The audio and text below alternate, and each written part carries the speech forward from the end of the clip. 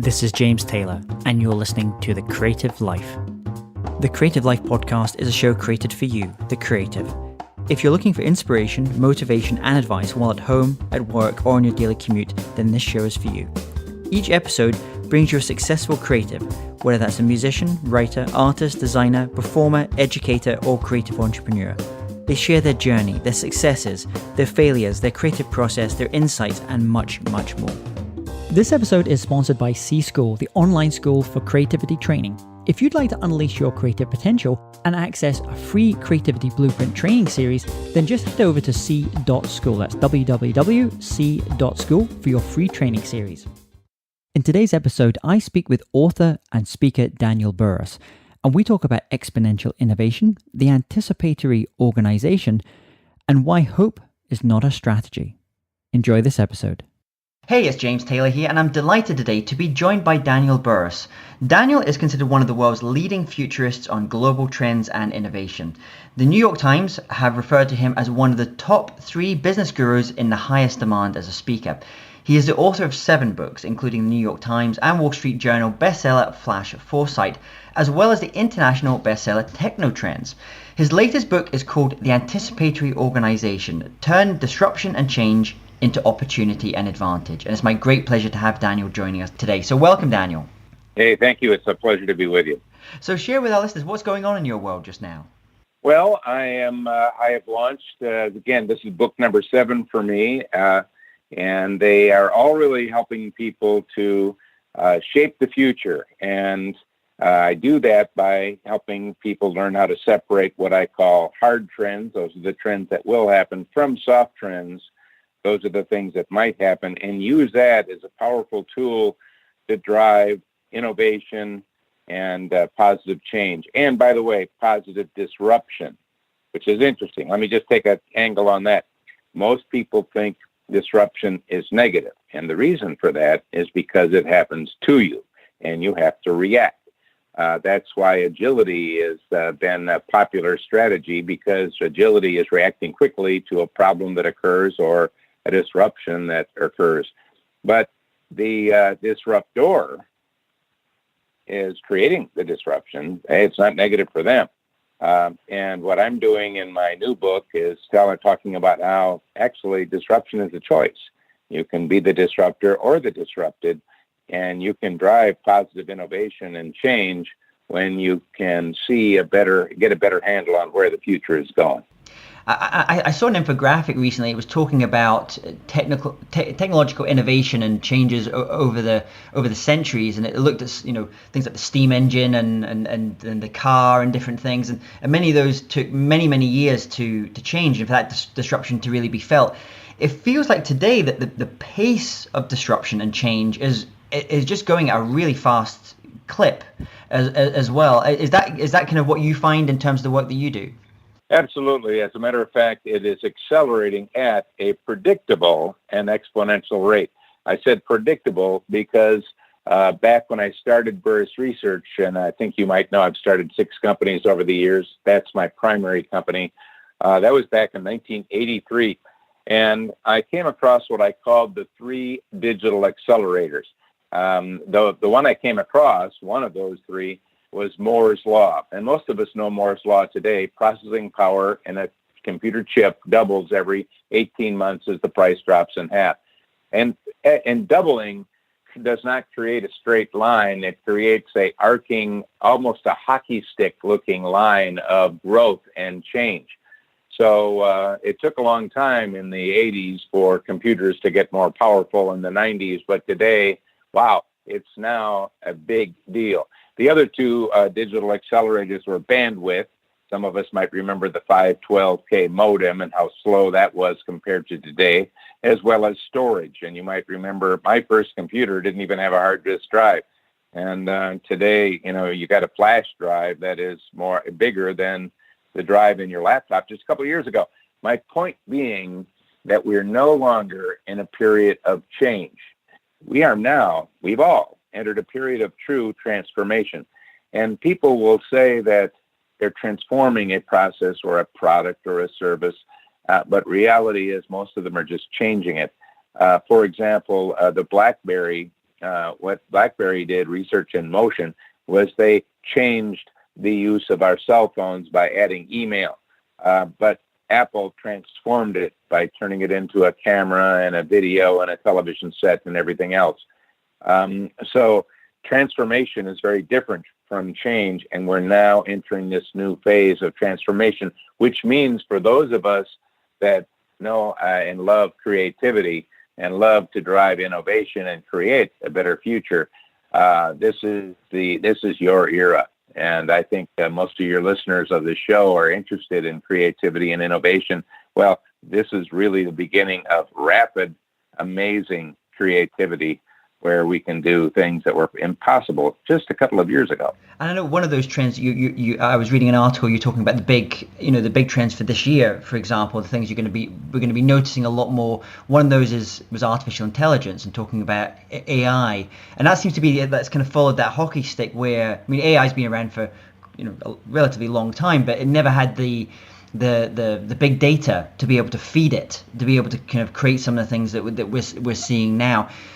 Is that one of the, when we think about the technology side, is that one of the technologies that you're personally most excited about?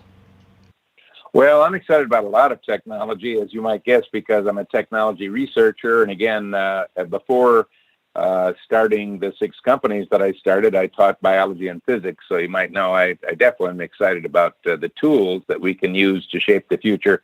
And back in '83, I came up with 20, I called them core technologies that would transform decades and decades to come. They would be the drivers of transformation. And believe it or not, AI was one of those 20. So I've been tracking it for a long time. But now, because of the digital accelerators I talked about earlier, it's finally reached what you might consider to be a flashpoint, meaning now we can apply it to all kinds of things, including Alexa and the little devices that people have they can talk to, or Siri, or what we have built into our phones now.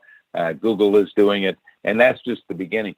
So I'm excited about this, and a lot of people, let me just talk about a fear. A lot of people are worried that AI is going to take over all the jobs and we won't need humans anymore. And what I'm writing about now is what I call symbiotic computing, which is how AI and humans will relate going forward. In the natural world, symbiosis means there's 2 different creatures, but they need each other to coexist. In the world of artificial intelligence and humans, as we go forward, it's going to be a symbiotic relationship. Quick example.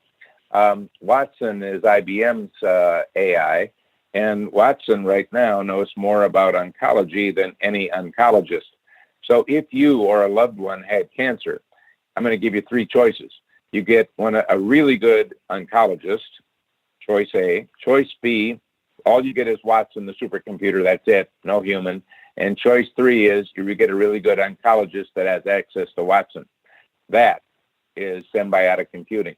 So as we go forward, we're going to be adding, not subtracting, but we're adding AI to almost everything that we do. And doctors and lawyers and teachers and all of us are going to have to up our game and learn to work with it.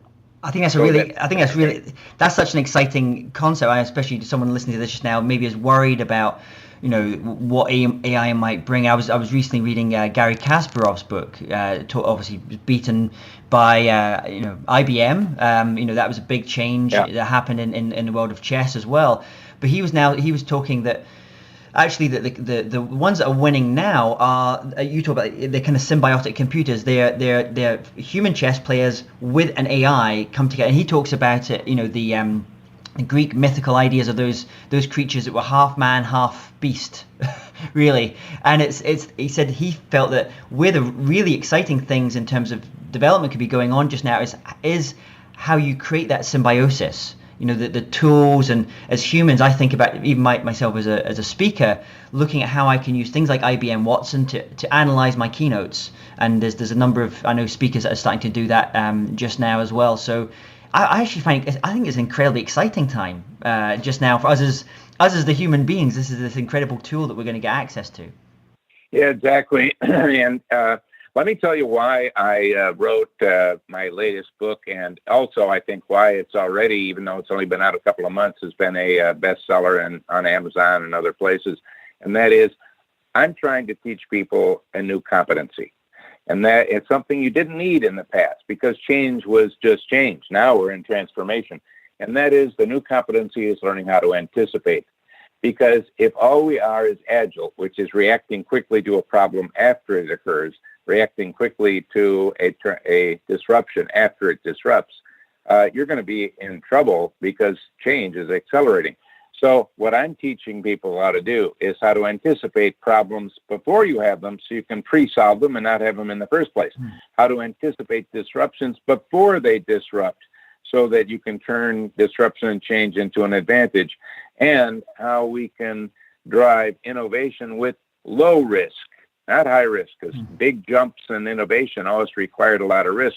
But when you learn how to see where things are going, you can start realizing if it can be done, it will be done. And if I don't do it, someone else will. The risk in not doing it now becomes greater.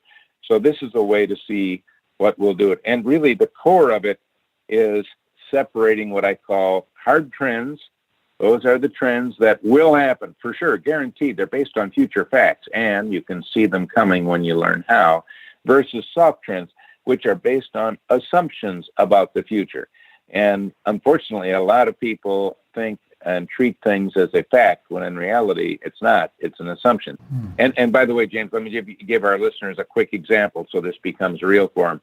I was just speaking to a couple of thousand CEOs in the healthcare field. So we have hospital CEOs and drug company CEOs. And before I gave my keynote speech, they, like most of us in this country, in the United States, have seen healthcare costs going up for a long time. And it looks like there's no end in sight. They saw it as a future fact. So when I got up there, one of the things I did was help them to see that rising healthcare costs is actually a soft trend. If you don't like it, you can change it. It is based on an assumption that it's all going to continue to go faster. And if you think that's what it's going to be, you don't try to change it. That's why, frankly, healthcare reform in the United States has really been around payment reform. How are we going to pay for the mess out there? But let me give you why it's a soft trend. For example, we could right now use technology that exists today, a little AI, a little virtualization, some cloud and so on, and we could not just change but transform purchasing and logistics within all of the hospitals in this country. You know, you could flush billions, not just millions, billions of dollars of waste out of the system and lower costs. One other example, you could use a technology called blockchain, which is actually enabling cryptocurrency and Bitcoin. You could use blockchain to bring transparency and trust to healthcare. Because right now, if you're in a hospital, you might be paying $60 for an aspirin because it's not transparent. You don't know how much it costs. But if we knew how much everything costs when you are getting your health taken care of, all of a sudden we'd have competition and lower cost. In other words, you don't like it, you can change it. So what I love about a hard trend is you can see it coming. I mean, did somebody decades ago say, hey, don't tell Kodak about digital photography? And the answer is, of course not. They saw it as a soft trend. Oops, that was a hard trend. Knowing the difference makes all the difference. And I'm just thinking, as you're saying that, I'm thinking about a gentleman called Charlie Munger at this point, who has a business partner, Warren Buffett, who has a great book where he doesn't really talk about it necessarily as trends, but he talks about it. He said often we get confused by the strategies and tactics which are changing all the time, and he said we need to kind of think back to there's often kind of core principles that will work over centuries, over millennia, and a lot of those are based in human biology and they're based in psychology as well. And he said those things often get forgotten because we get so attracted by the bright shiny thing, and we kind of forget to think about actually as humans how we interact with these things and how that could affect the trends as well, what people decide to buy and to consume, and how they decide to live their lives in the future. Well, you got a good point there. And so there are timeless principles that served us well 1,000 years ago and will serve us humans well 1,000 years from now. However, there are some new principles that you need in order to thrive in a world of transformational change. And to find to have the confidence and the certainty in an uncertain world, that's where hard trends come in. Let me just talk about that for a second because it's really important. You see, if you're uncertain, you don't make a bold move. If you're uncertain, you don't know what to take when you're going to college. You don't know if you should start a business. You don't know what to do because uncertainty does not give you the confidence to make a bold move. What hard trends do is they give you the confidence to make bold moves because now you can illuminate much, not all, but much of where things are going. For example, we know that is the cloud getting full? No. They're going to be putting a lot more data up there next year and the year after and the after. As a matter of fact, big data, you mentioned that before, which is feeding AI. Big data is not as good as good data because a lot of the big data is a mixture of good and bad data. And if you're feeding a mixture of good and bad data into AI, AI is not going to serve you well.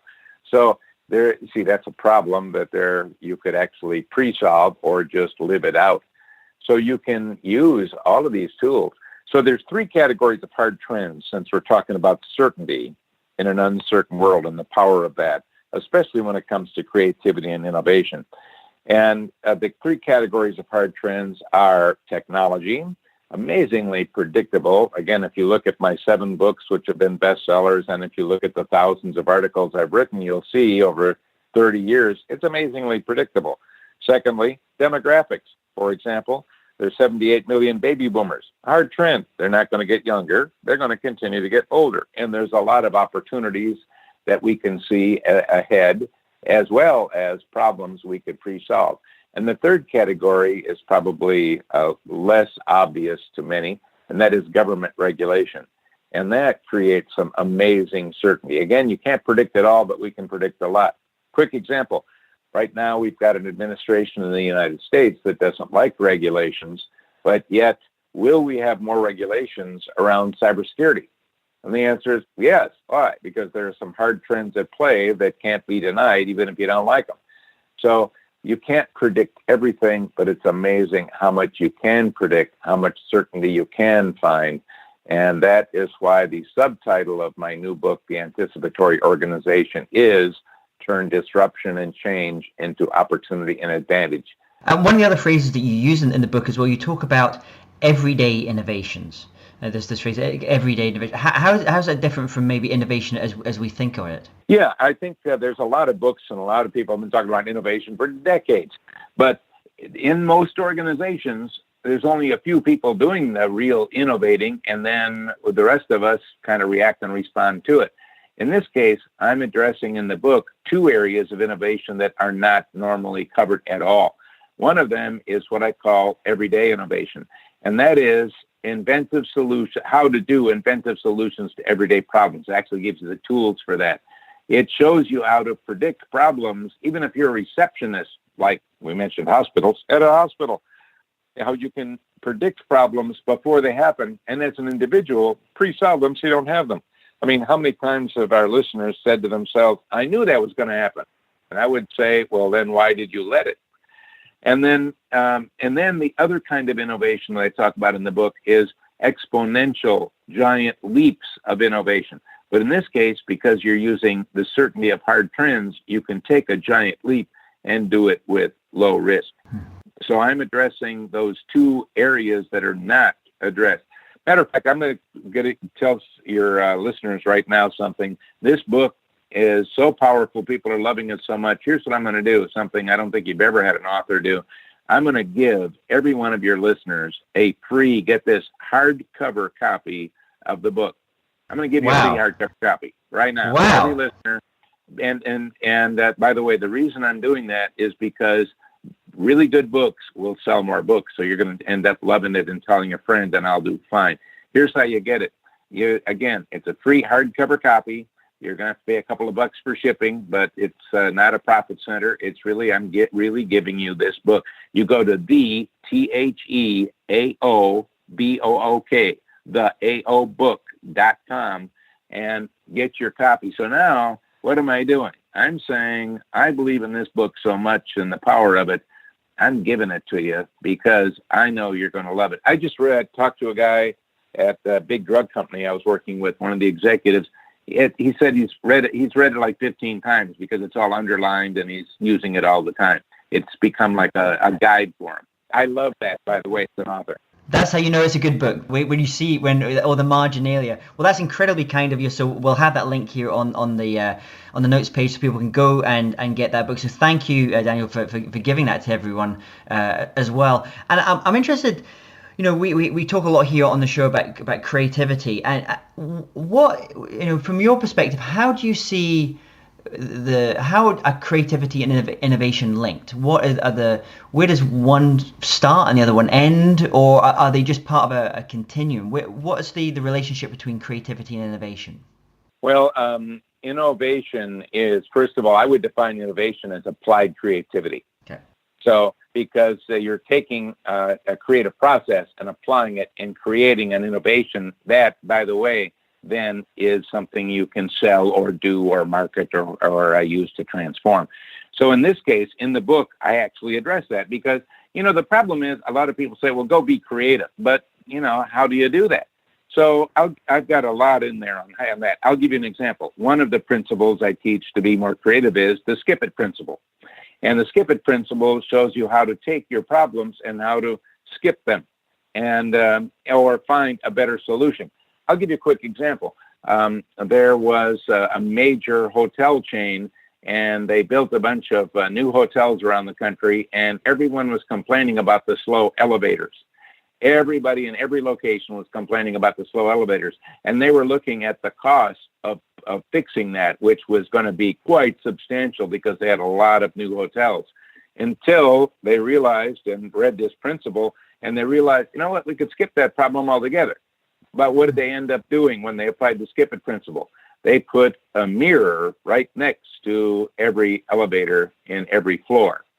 And what happened? Everybody started looking at themselves and how they're dressed, and they forgot about how much time was taking place, and all of the complaints went away. All of the complaints went away. That is an example of skip it.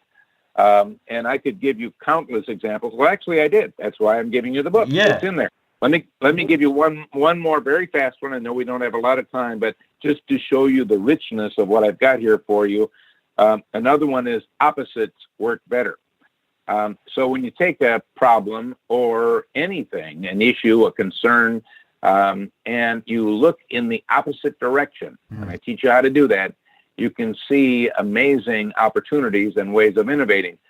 A very simple example would be, I have a niece that has her first job, and her name is Hallie. And she called me the other day and said, Uncle Dan, I'm having trouble saving money. And she knows she can. She knows it's possible because her older sister can save money, but Hallie can't save money. She said, I've been working really hard at trying to save money, but I can't seem to save any money. And I said, well, no wonder. You're working on the wrong problem. Do the opposite. Why don't you work at how you spend money? You'll find yourself saving money by default.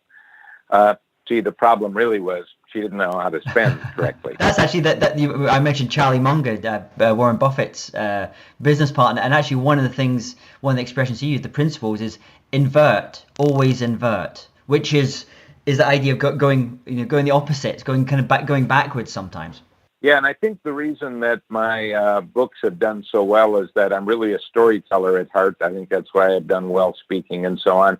So what I do is I have really good examples showing readers exactly how to apply opposite for your work, for your business, for your life, or how to take problems and skip them, or how to use some of the other strategies that I put in the book so that you can make this come to life.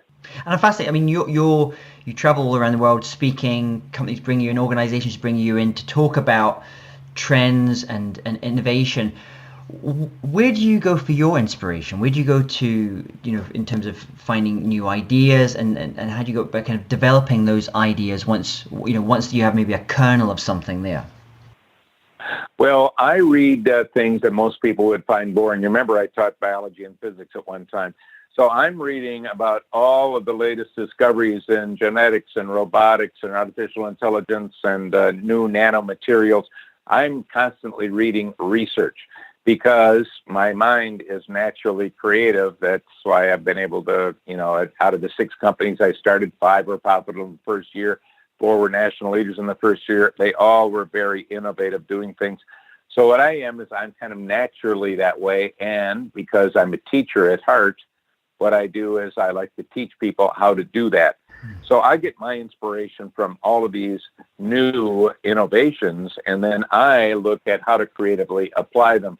And again, I like to teach other people. Actually, that's why I've got a number of newsletters, including the Technotrends newsletter, which you can find on Burrus.com, BURRUS.com.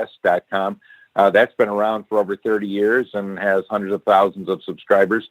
So instead of you, the listener, having to read all that research, better to have me read all that research and my company read all that, and I give it to you in actionable chunks. So there's a newsletter for you if you want to learn more. Very cool. And what about, do you have any kind of online resources or tools or mobile apps like Evernote, for example, that you find really, really powerful for helping you leverage your creativity and your ideas? Yeah, I do, and I because I do, or I have a blog. I write once a week, and I've got a couple of million followers on that, so it's pretty popular. I'm sharing in those blogs those tools and those things that I use personally, and so you could again go to Burrus.com and find more. But let me give you one right now that's specific that I think will surprise you and the listeners, because somebody recently asked me, what is the most important app that you use on your phone or on your work?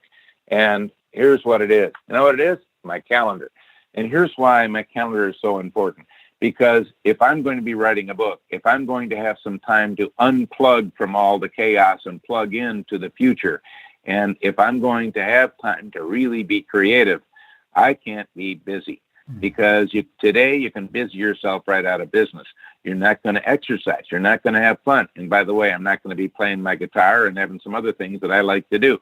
So actually, my calendar makes sure that I can write another book, that I do continue to get a blog out there. And by the way, I have some white space. So if I want to take my motorcycle up in the mountains like I did yesterday, I've got that blocked off and I can do it. So the calendar is really important to help me be innovative, to help me be a good author, and also to make sure I've got time to visit with family and friends and have a life and find balance. The calendar, that's such great advice. I mean, the number of people I speak to when they say, "Oh, I'm not achieving, I'm not writing that book, I'm not achieving those things," and I ask them, "Can I have a look at your calendar?" and to see where you, and it's not there. And it's like, well, there's a reason, because what is it, that is it Parkinson's Law? Stuff expands to fill the time available, and stuff will just crowd it out. Social media companies are spending billions of dollars every year on finding ways to hook you in, and it's, you cannot be consuming what you cannot be creating while you're consuming. Well, hope is not a strategy. And one of the things, and I think having hope is good, but I want to add strategy to that. And that's, again, why I wrote the book, because what I want us to do is not just predict the future, becoming anticipatory. That's what I'm teaching people how to do. What am I doing? I want you, every listener right now, to up your game, because the future and everyone in it, including you, your family, your friends, we need you, because we're in a period of transformation. And that doesn't mean it will be positive. I need every one of us to create a positive future for ourselves and for our families and for others, because sitting back and waiting for the future to unfold and with a wait and see attitude, you know what? You might not like this thing called planet Earth. So I think it's time we up our game and start actively shaping a better future for ourselves and others, because if you do it and everyone starts doing that, you know what? We'll end up with a better future. And you mentioned being a guitar player as well. I'd love if you would to recommend one album to our listeners, and also one book, not one of your own books, maybe another book by another author. What is that one album and that one book that you'd recommend to our listeners? Wow, I find there's so many albums that I love, because music is a big part of my life. But I find a lot of inspiration, and again, because I've been around for a while, and I kind of If I look at what I love the most, I kind of go back to classic rock to a degree. I can still find a lot in either a mix of the Pink Floyd or the Moody Blues, because the Moody Blues is kind of positive and inspirational, and Floyd, it's actually the instrumentation that lets my mind get even more creativity. So it just, I get into another space. And, someone asked me recently, what was a really important book that influenced my life? And I shocked them once again, just like the calendar is shocking. Here's the book that was really an inspiration for me. It was The Little Engine That Could.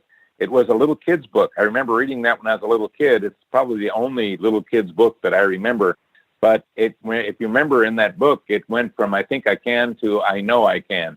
And I think what it does is it lets you realize that you as a human, regardless of your age or your background or your education, we can do things that are impossible if we just realize that impossibility is actually a limitation of the way we think about something. And so anyway, there's a crazy book that that you didn't think you were going to get. Absolutely not. But remember, it's really about opening windows to the mind and realizing that the biggest barrier that everyone has right now, they're listening to this, the biggest barrier you got, take a look in a mirror and you're going to see the barrier. It's you and your mindset. And what I'm doing with the Anticipatory Organization is if I can change how you think, I can change your results. So I'm changing how you think from being a fast reactor, being agile, to being anticipatory, so that you can see there's so much out there of opportunity. Just go for it. So final question for you, Daniel. Let's imagine if you woke up tomorrow morning and you had to start from scratch. So you have all the tools of your trade, all the knowledge that you've acquired over the years, but no one knows you. You know no one. You have to restart. What would you do? How would you restart? I would look at the hard trends. Those are the future certainties, the future facts that are shaping the future. And when you see a trend, most people just look at it. But what I teach is tie it to an opportunity. So I would list the hard trends that I can see taking place that are shaping the future. They're going to happen anyway. And tie them to opportunities. I would pick one and I would make it happen. And I would do problem skipping, because most people think they got to go on Shark Tank or get a loan to start a business. I've started 6 companies that have been successful very quickly, never had a loan, never had business partners. And you can do amazing things. As a matter of fact, in my last book, Flash Foresight, which was a New York Times, Wall Street Journal bestseller, and still a good read today. People are reading it. It's only about 5 years old.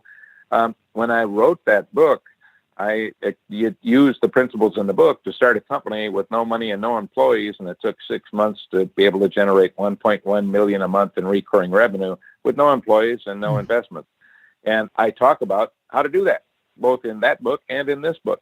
So a lot of things you think you can't do are an illusion. It's amazing what you can do when you get rid of the limitations. Well, we're going to have a link to your kind offer of the book there, so people can go and get that as well. If people want to connect with you, what's the best way for them to go? Where should they go online? If you went to Burrus, BURRUS.com, you'll get to my home site. And if you're on LinkedIn, I've got a little over 1 million followers on LinkedIn. I'm one of the influencers there. I write very often there. You can join the conversation. And of course, I'm on Twitter and Daniel Burrus. Got 100,000 plus followers there, because I'm sharing guiding principles and transformational tools. I think that's why I've got a lot of followers. So there's plenty of ways to connect with me and learn more. Well, Daniel, it's been an absolute pleasure speaking with you today. The new book is, if people go out and get that book, that's an amazing offer that you've given. We're going to have that link there as well. And I wish you all the best. And I look forward to hearing you speak on stage at some point really soon. You got it. Thank you so much. Take care. Hey, James Taylor here again. And if you're interested in living a more creative life, then I'd love to invite you to join me as I share some of the most successful strategies and techniques that high-performing creatives use. I put them all together in a free downloadable ebook that you can get by going to jamestaylor.me. That's jamestaylor.me to get your free downloadable ebook on creativity.